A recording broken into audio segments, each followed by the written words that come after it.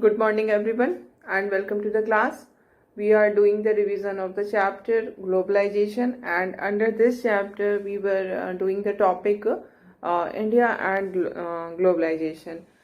We have discussed in the previous class that after getting independence, our country adopted the policy of protectionism because, in order to give protection to the newly emerged industries in our country, but what we find that this policy of protectionism proved it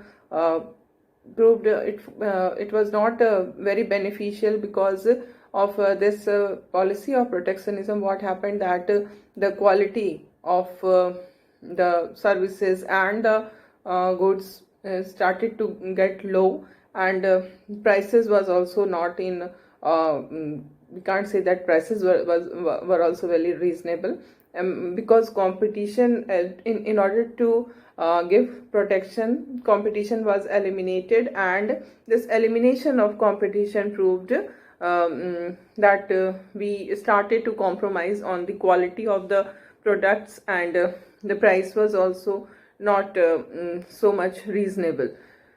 So with the passage of time, what happened that it came to the knowledge of the government that we are not going in the right direction.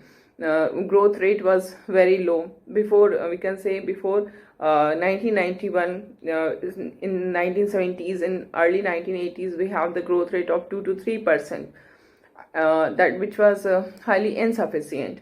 So what happened that the government started to reform the economy, and at the same time this disintegration of USSR was also taking place, and its impact was also there on the global economy and politics, and we find that there was pressure from the side of WTO and IMF on all the countries to open up their economy, and that is why India also adopted a new economic policy in the year 1991, and by adopting this new economic policy, actually we have liberalized our economy, we have opened our economy, privatization was started, and ultimately we moved for globalization. So the most important feature of this new economic policy was deregulation was started. The economy which was regulated by the state, we have state regulated economy, not the regulation was, the control was not complete, but still there was state regulation, and what we find that capital investment from the foreign country was not possible. होता था, but उसके पीछे काफ़ी process था, formalities थी, और बहुत कम amount में allowed था foreign investment in India. But according to this new economic policy of 1991, foreign direct investment, जिसको हम FDI कहते हैं, ये आसानी से होने लगा. तो एक तो जो दो इम्पॉर्टेंट फीचर हम देखेंगे, डीरेगुलेशन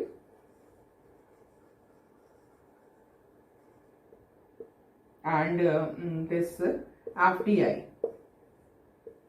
फॉरेन डायरेक्ट इन्वेस्टमेंट. और इसी के साथ क्या होता है कि हमारी जो अगर हम फिलहाल तुरंत, जैसे 91 में हमने न्यू पॉलिसी को अडॉप्ट किया, एंड अभी 30 ईयर्स हुए हैं ये सारे रिफॉर्म्स को आए हुए, तो इतने में हम यही देख रहे हैं कि इकोनॉमिक ग्रोथ रेट हमारी बढ़ी है. इसमें कोई भी किसी भी तरह का जिसको हम कहें कोई कंट्रोवर्सी वाली बात नहीं है. यस, इकोनॉमिक ग्रोथ रेट बढ़ा है, बट अल्टीमेट टेस्ट ये नहीं होता है कि हमारा ग्रोथ रेट हाई हो गया. ग्रोथ रेट हाई होना अच्छी बात है, but what is more important that the benefit of growth should be shared by everyone. Everyone should get benefit from the economic growth. Economic growth ऐसा हो जिससे सबको फायदा हो. इकोनॉमिक ग्रोथ ऐसा हो जिससे अल्टीमेटली जो ह्यूमन डेवलपमेंट को लीड करे. तो दैट इज नॉट नोन कि क्या अभी उसका इम्पैक्ट होने जा रहा है लॉन्ग टर्म में इस ग्लोबलाइजेशन का, it is not known. But अभी जो हमें दिख रहा है वो यही है कि हमारा ग्रोथ रेट बढ़ चुका है और हम इकोनॉमिकली हम काफ़ी आगे बढ़ रहे हैं। बट दिस इज़ नॉट कि हाँ वी हैव अचीव्ड एवरीथिंग, अभी बहुत कुछ बाकी है। ठीक है, तो अब हम क्या देखते हैं कि ग्लोबलाइजेशन का रेजिस्टेंस, क्यों ग्लोबलाइजेशन को रेजिस्ट किया जाता है, what is the reason behind resistance to the globalisation. तो रेजिस्टेंस का मतलब क्या होता है, जब हम रेजिस्टेंस कह रहे हैं तो इसका मतलब रेजिस्ट करना, रोकना, है ना। रेजिस्टेंस जब भी हम किसी भी टर्म के साथ रेजिस्टेंस यूज कर रहे हैं तो उसका मतलब ये हो रहा है कि उसको रोका जा रहा है। तो यहाँ पर किसकी रेजिस्टेंस हो रही है, रेजिस्टेंस टू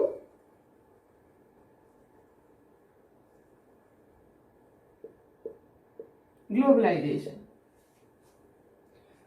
इसका मतलब क्या है, क्यों रेजिस्ट हो रहा है, क्यों ग्लोबलाइजेशन को रोका जा रहा है, because there is fear in the mind of the people that it have some negative consequences, and because of those negative consequences this globalization is resisted by the people are resisting because they are feared of the negative impact of the globalization।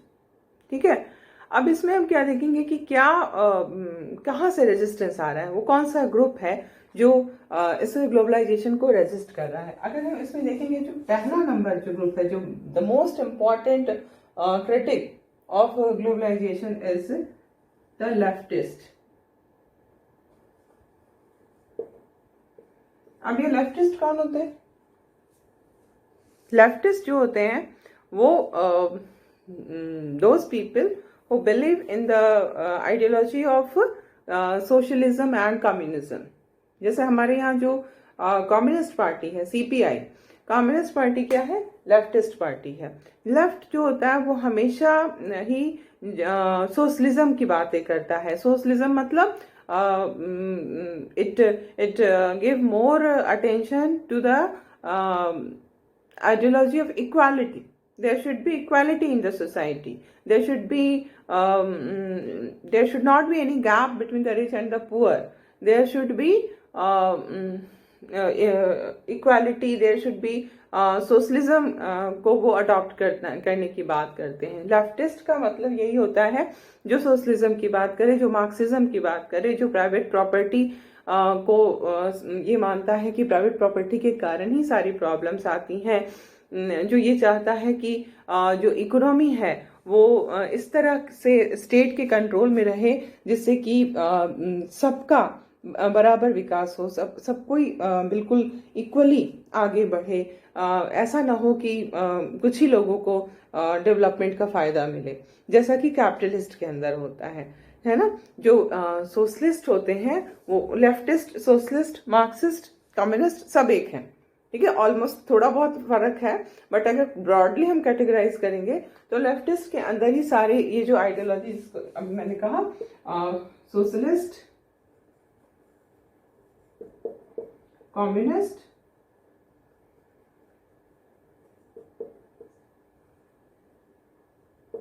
Marxist, सब इसी में आ जाते हैं।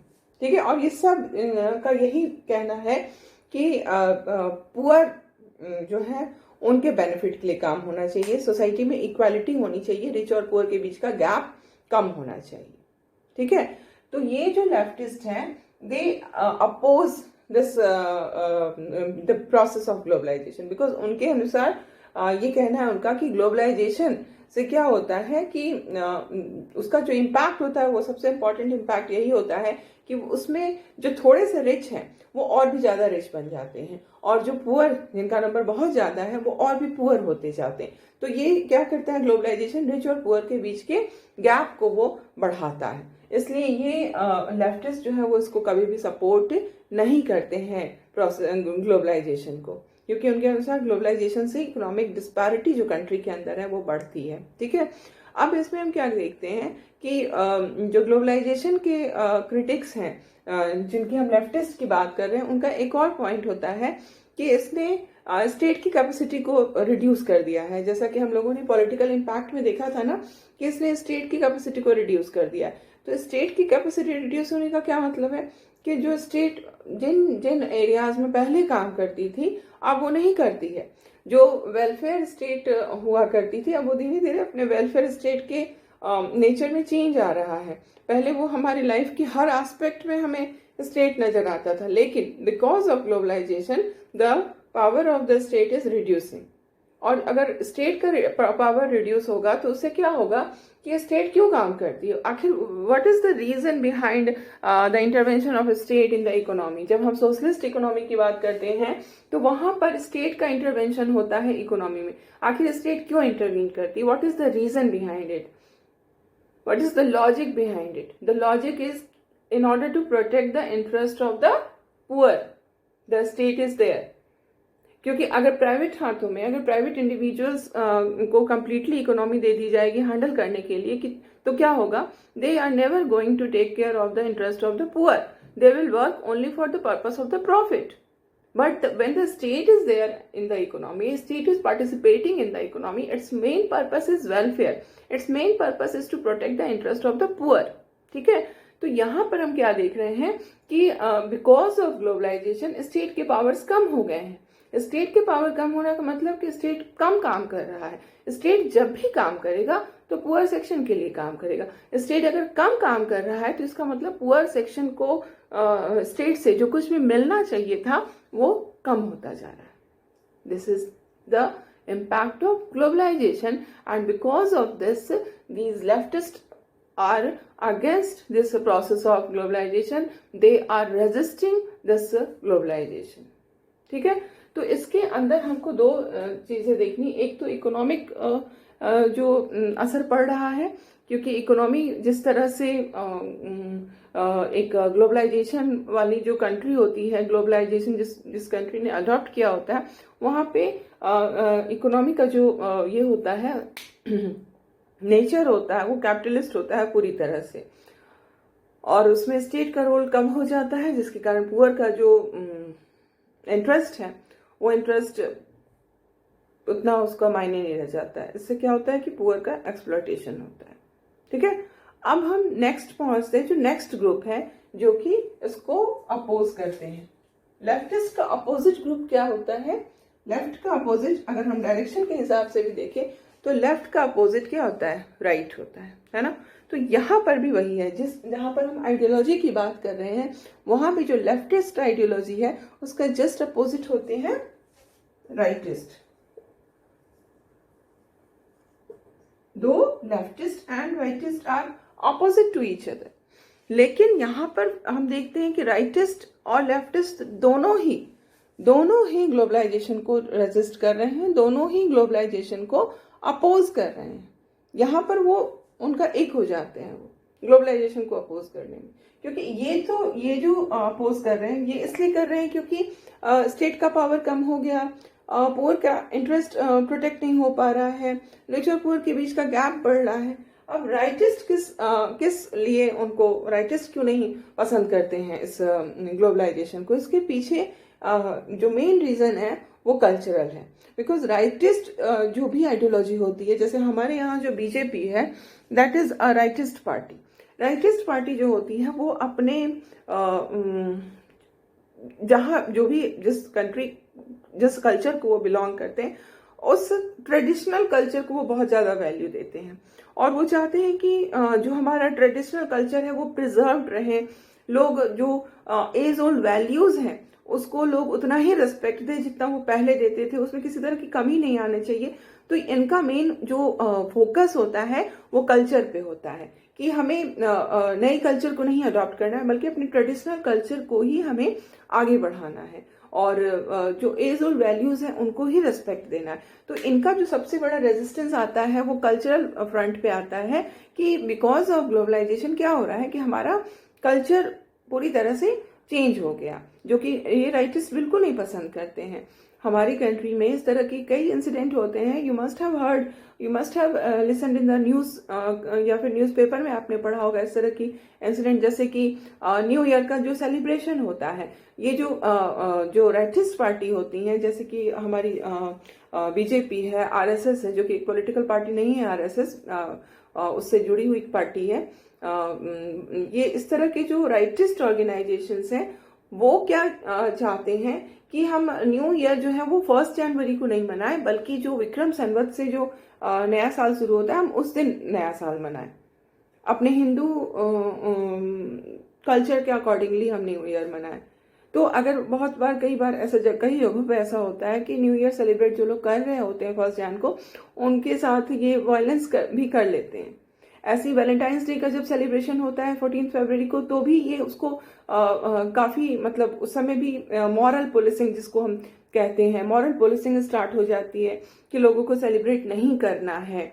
Then जब girls अगर western dress पहनती हैं तो उस पर भी ये मॉरल पॉलिसिंग होती है। जहां पर कुछ ऐसे स्टेट्स हैं हमारे जहां पर आरएसएस जैसे जो राष्ट्रीय स्वयंसेवक संघ है बहुत ज्यादा स्ट्रांग है, तो वो वहां पर उस तरह की चीजें करती हैं।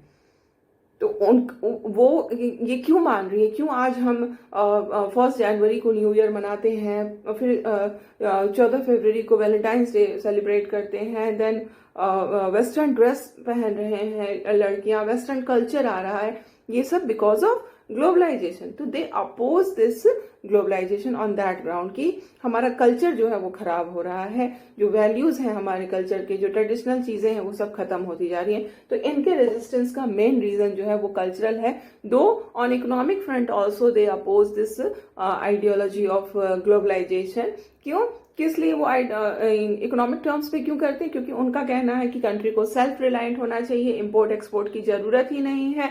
अपने कंट्री में जो भी इंडस्ट्रीज है उनको आप प्रोटेक्शन दीजिए, उनको आगे बढ़ाइए, बाहर से सामान लाने की ना जरूरत है, ना बाहर सामान जाने की जरूरत है, इकोनॉमी शुड बी क्लोज्ड। तो ये चीजें जो है ये इनका व्यू है। ठीक है, अब हम दूसरी चीज क्या देखते हैं कि ये रेजिस्टेंस में हमें बस यही बताना है। ठीक है, ये हो गया। अब हम नई चीज पे आते हैं कि हमको रजिस्ट करना है। We want to resist this globalisation. हमें ग्लोबलाइजेशन नहीं पसंद है, ग्लोबलाइजेशन के बहुत सारे बैड इम्पैक्ट हो रहे हैं, हम उसको रजिस्ट करना चाहते हैं। अब हमें रजिस्ट करने के लिए क्या करना होगा? रजिस्ट करने के लिए हमें एक नेटवर्क बनाना होगा ना, एक ऑर्गेनाइजेशन कुछ बनाएंगे तब तो रजिस्ट करेंगे।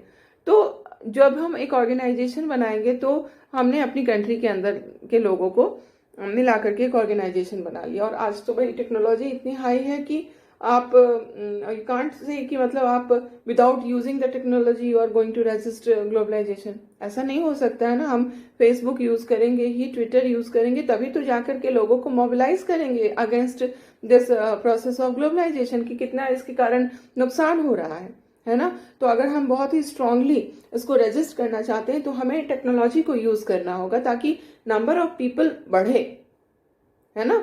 नंबर ऑफ पीपल कैसे बढ़ेगा? हम कितने लोगों से कांटेक्ट में आ सकते हैं, सामने से जाकर के उनको कन्विंस करना, फिर उनको एक ऑर्गेनाइजेशन का मेंबर बनाना। ऐसे तो हमारा जो ऑर्गेनाइजेशन बनेगा वो बहुत ही लोकल टाइप ऑफ हो जाएगा, है ना। और अगर हम यही सोशल मीडिया जैसे जो चीजें हैं अगर उनका हेल्प लेंगे तो फिर क्या होगा, हमारा नेटवर्क बहुत बड़ा हो जाएगा। और उसमें क्या हो जाएगा, सिर्फ इंडिया ही नहीं, बाहर की कंट्रीज के लोग भी इसमें आ सकते हैं, like minded people. Social media है क्या, जहां पर हम लाइक माइंडेड पीपल को सर्च कर लेते हैं, कौन हमारे जैसा सोचता है। हमने कुछ अपना एक व्यू लिखा जिसपे हमें लाइक्स मिलते हैं, जो लाइक करता है इसका मतलब उसका भी व्यू वही है जो हमारा व्यू है। तो we are in search of like minded people who are against this globalisation, है ना। तो हमने सोशल मीडिया को यूज किया और हमने पूरी दुनिया में ऐसे लोगों को जमा कर लिया वर्चुअली, है ना। और इस तरह से क्या हो गया, एक ग्लोबल नेटवर्क हमने बना लिया। ठीक है, बहुत अच्छी बात है। अब हमारा ये सवाल है कि हमने जो ग्लोबलाइजेशन को अपोज करने के लिए जो रास्ता अपनाया वो कौन सा रास्ता था? वो रास्ता खुद ही ग्लोबलाइजेशन का रास्ता है। हमने तो बिना ग्लोबल नेटवर्क के हम ग्लोबलाइजेशन को कैसे अपोज करेंगे? अगर अपोज करना है, स्ट्रांगली अपोज करना है, तो उसके लिए हमें अपने नंबर बढ़ाने होंगे। जो अपोज करने वाले उनका नंबर बढ़ाना होगा। उसके लिए हम फिर तो वही ग्लोबल नेटवर्क को यूज कर रहे हैं, उसी ग्लोबलाइजेशन के आइडिया को यूज कर रहे हैं। जिस चीज को हम अपोज कर रहे हैं उसी को हम यूज कर रहे हैं in order to oppose it. ये डायलेमा इसलिए है because the resistance is not to the idea of globalization. Globalisation का जो आइडिया है उसको नहीं गलत मानिए, वो उसको रेजिस्ट मत करिए। It's a very very beneficial idea. हम इसने पूरी दुनिया को कनेक्ट कर दिया, पूरी दुनिया को छोटी सी दुनिया बन गई। एक जगह कुछ होता है दूसरी जगह तुरंत पता चल जाता है, इम्पैक्ट आ जाता है दूसरी जगह। जबकि फिजिकली ये दोनों जगह हो सकता है, एक अर्थ के एक कोने पर हो, दूसरा अर्थ के दूसरे कोने पर हो। जाने में वहां अगर फ्लाइट से भी जाएं तो शायद 24 घंटे लगे। Still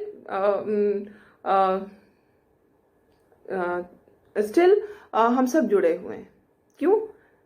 because of this idea of globalisation. तो जो अपोजिशन हो रहा है, जिस रेजिस्टेंस की हम बात कर रहे हैं, this resistance is not to the idea of globalization. Actually, this resistance is to a specific program of globalization. एक पर्टिकुलर जो प्रोग्राम है उसका अपोज हो रहा है कि जिस तरीके से ग्लोबलाइजेशन हो रहा है उसमें क्या हो रहा है कि जो डेवलप्ड कंट्रीज हैं उनके इंटरेस्ट को प्रोटेक्ट किया जा रहा है, और जो डेवलपिंग कंट्रीज हैं उनका एक्सप्लॉयटेशन हो रहा है। एक तरह से ये फिर से कोलोनाइजेशन हो रहा है। तो resistance is not to the idea of globalization, but resistance is to a specific programme of globalization which this programme of globalization may cause recolonization of the world. ठीक है, तो रेजिस्टेंस को हमने देखा। अब हम क्या देखते हैं कि जैसे WTO की मीटिंग हुई थी 1999 में, मिनिस्टीरियल मीटिंग थी, मिनिस्टर लेवल की मीटिंग थी 1999 में सिएटल में, जो कि वॉशिंगटन में है। वहां पर मीटिंग हुई और इस मीटिंग में ये बात रखी गई, इस बात को अलिजेटली रखा गया कि जो डेवलप्ड कंट्रीज हैं वो अनफेयर ट्रेड प्रैक्टिसेस को अडॉप्ट किए हैं, और उनके अनफेयर ट्रेड प्रैक्टिसेस अडॉप्ट करने के कारण क्या हो रहा है कि जो डेवलपिंग वर्ल्ड है उनके इंटरेस्ट को हार्म पहुंच रहा है, उनको वो इम्पोर्टेंस नहीं दिया जा रहा है, वो इक्वल स्टेटस नहीं दिया जा रहा है जो कि एक डेवलप्ड कंट्री का है। और ये हमेशा होता आया है, इसी तरह के अनफेयर प्रैक्टिसेस जो हैं वो अडॉप्ट करते हैं, क्योंकि जितने भी ऑर्गेनाइजेशन, हम WTO की बात कर रहे हैं, हम IMF की बात कर रहे हैं, उन सब जगह में जो डेवलप्ड कंट्रीज हैं उनका ही बोलबाला होता है, और वो जो भी नियम बनाते हैं वर्ल्ड ट्रेड के, वो ऐसे नियम बनाते हैं जिससे कि डेवलपिंग कंट्री को नुकसान हो तो कोई बात नहीं, बट डेवलप्ड वर्ल्ड को फायदा होना चाहिए। ठीक है, इसमें ही एक मतलब कई सारी चीजें हैं, कई तरह से प्रेशर डाला जाता है। जैसे एक बहुत ही अच्छा एग्जांपल है कि हमारे कंट्री में जो फार्मर्स हैं उनको गवर्नमेंट कई तरह की सब्सिडी देती है, फर्टिलाइजर्स पे स्पेशली सब्सिडी देती है, सीड्स भी उनको सब्सिडाइज रेट पे देती है, इवन इलेक्ट्रिसिटी भी सब्सिडाइज रेट पे देती है। तो सब्सिडाइज रेट पे देने का पर्पस क्या होता है कि उनका कॉस्ट ऑफ प्रोडक्शन घट जाए। कॉस्ट ऑफ प्रोडक्शन घट जाएगा तो उनका जो प्रॉफिट का मार्जिन होगा वो बढ़ जाएगा, पर्पस यही है। बट यहाँ पर क्या होता है कि जो जैसे कि अमेरिका की तरफ से हमारी गवर्नमेंट पे ये बहुत ज़्यादा प्रेशर आया कि सब्सिडी को बंद किया जाए, जो इंडिया में फार्मर्स को जो हमारी सरकार सब्सिडी देती है वो सब्सिडी बंद कर दिया जाए। तो अब अगर सब्सिडी बंद होता है, क्या कम हुआ है सब्सिडी, इधर के समय में काफ़ी कम हुआ है, तो सब्सिडी अगर कम हो रहा है या बंद हो रहा है तो उसका इम्पैक्ट क्या होगा कि जो फार्मर्स हैं उनका कॉस्ट ऑफ प्रोडक्शन बढ़ जाएगा, एग्रीकल्चर का कॉस्ट ऑफ प्रोडक्शन बढ़ जाएगा। जब कॉस्ट ऑफ प्रोडक्शन बढ़ जाएगा तो उनका प्रॉफिट का मार्जिन कम हो जाएगा। प्रॉफिट का मार्जिन तो छोड़िए, उनको तो लोन लेना पड़ जाता है ना। जितनी सब्सिडी कम होगी, जितना ज्यादा उनको महंगा चीजें महंगी मिलेंगी, अगर सीड्स महंगे मिल रही हैं, फर्टिलाइजर्स महंगे मिल रहे हैं, पेस्टिसाइड्स महंगे मिल रहे हैं, तो उनको उसके लिए लोन लेना पड़ेगा और फिर वो बहुत बुरी तरह फंसते हैं। फार्मर सुसाइड वगैरह ये सब हम लोग जानते हैं, होता है ना। तो ये जो गवर्नमेंट पर प्रेशर आता है कि सब्सिडी बंद करिए अमेरिका की तरफ से, तो इसका इम्पैक्ट, बहुत ही बुरा इम्पैक्ट हमारे फार्मर्स पे पड़ेगा, क्योंकि सब्सिडी जैसे ही बंद होगा या कम होगा तो क्या होगा कि फार्मर्स का कॉस्ट ऑफ प्रोडक्शन बढ़ जाएगा। कॉस्ट ऑफ प्रोडक्शन बढ़ेगा तो वो अपनी चीजों को ज्यादा प्राइस में बेचेंगे। ज्यादा प्राइस में जब बेचेंगे तो ठीक है, यहाँ तक तो ठीक है, ज्यादा प्राइस में उनको बेचना पड़ेगा। सपोज करो हमें कोई ऑप्शन नहीं है, तो जो भी ज्यादा प्राइस में आएगा हम तो उसी को खरीदेंगे, ठीक है। दूसरा काम क्या करते हैं ऐसे जो डेवलप्ड कंट्रीज होते हैं, we are talking about America. क्या करता है अमेरिका? अमेरिका में एग्रीकल्चर जो है ना वो बहुत कम लोग करते हैं, लेकिन एग्रीकल्चर बहुत जरूरी है। तो अमेरिकन गवर्नमेंट जो है वो प्रमोट करती है एग्रीकल्चर को, कि लोगों को एनकरेज करती है कि वो ज्यादा से ज्यादा एग्रीकल्चरल एक्टिविटी में एंगेज हों। In order to promote them in agricultural activity, what government does, that the government give them this subsidy. बहुत ही ज्यादा सब्सिडी देती है, इतनी सब्सिडी देती है कि जो फार्मर्स होते हैं उनका एक तरह से कॉस्ट ऑफ प्रोडक्शन मिनिमल हो जाता है, बिल्कुल ना के बराबर हो जाता है cost of production, because of subsidy given by the government. अब वो फार्मर जो अमेरिका के फार्मर हैं उनको सब्सिडी बहुत ज्यादा मिली, उनका कॉस्ट ऑफ प्रोडक्शन लो हो गया, बहुत सारा उन्होंने प्रोडक्शन किया, अपनी कंट्री का तो पूरा किया ही नीड को, वो वहां से एक्सपोर्ट होकर के इंडिया भी आ जाता है। इंडिया जैसे कंट्रीज में, we are talking about America and India only. अब वहां से इंडिया आ जाता है, वहां जो एग्रीकल्चरल प्रोडक्ट्स हैं। अब यहाँ जब आया तो क्या हो रहा है कि ग्लोबलाइजेशन है, टैरिफ भी नहीं लगेगा ज्यादा, टैरिफ को भी हमने कम कर दिया है। तो क्या होगा कि जो चीजें वहां से आ रही हैं वो वहां के हिसाब से तो बहुत सस्ती है, यहाँ के हिसाब से फिर भी कुछ मतलब ठीक ठाक प्राइस होता है। जैसा हमारे यहाँ की चीजें हैं उसी तरह के प्राइस में ये यहाँ पर आ जाती है। कहने का मतलब अब जो फार्मर्स हमारे यहाँ जिन चीजों को प्रोड्यूस कर रहे थे वही चीज प्रोड्यूस होकर के अमेरिका से आ रही है, तो क्या होगा कि कंपटीशन फेस करना पड़ रहा है हमारे फार्मर्स को। और जब हम देखेंगे मार्केट में, सपोज एप्पल, हम देखेंगे मार्केट में एक एप्पल जो कि इंडिया का क्रॉप है, दूसरा एप्पल जो कि अमेरिका से आया हुआ है, जिसपे कि बिल्कुल लिखा हुआ है कि वो अमेरिका से आया है, और दोनों में हमको बहुत ज्यादा कोई प्राइस का डिफरेंस नहीं दिखता है, या फिर कभी सेम भी हो सकता है, या फिर थोड़े बहुत प्राइस का अगर डिफरेंस होता भी है तो हम क्या करेंगे, हमारा प्रेफरेंस तो यही होगा कि हम अमेरिका वाली सेब को ले लें, क्योंकि हमको इम्पोर्टेड चीज लेने में बहुत प्राउड फील होता है। ह्यूमन नेचर, हम अपनी कंट्री का सामान भी अगर हमको 100 रुपीज केजी मिल रहा है और अमेरिका का भी एप्पल अगर हमको 100 रुपीज केजी मिल रहा है, तो ऑब्वियसली हम अमेरिका के ही एप्पल को खरीदना चाहेंगे। तो नुकसान किसका हो रहा है? हमारे फार्मर्स का हो रहा है। ये है डेवलप्ड कंट्रीज की ये गेम प्लान होती है। इस तरह से वो हमको तो कह रहे हो आपकी सब्सिडी बंद करो, है ना। हम सब्सिडी हमने बंद किया तो हमारे किसान बेचारे परेशान हो गए, क्योंकि उनका कॉस्ट ऑफ प्रोडक्शन बढ़ गया। कॉस्ट ऑफ प्रोडक्शन बढ़ा तो चीजों की कीमत बढ़ जाएगी, कीमत बढ़ेगी। अब उधर से आप इतना ज्यादा सब्सिडी दे रहे हैं कि वहां पर कोई कॉस्ट ऑफ प्रोडक्शन उनका एकदम कम से कम हो गया, मिनिमल हो गया। अब वहां से सामान हमारे यहाँ आ जा रहा है, अब यहाँ हमारे जो फार्मर्स हैं उनको कॉम्पिटिशन फेस करना पड़ रहा है। तो ऐसे में हमारे फार्मर्स कहाँ सर्वाइव कर पाएंगे? ये प्रॉब्लम है, ये गेम प्लान होता है। This is the bad impact of globalisation, जिसकी वजह से इसका रेजिस्टेंस होता है।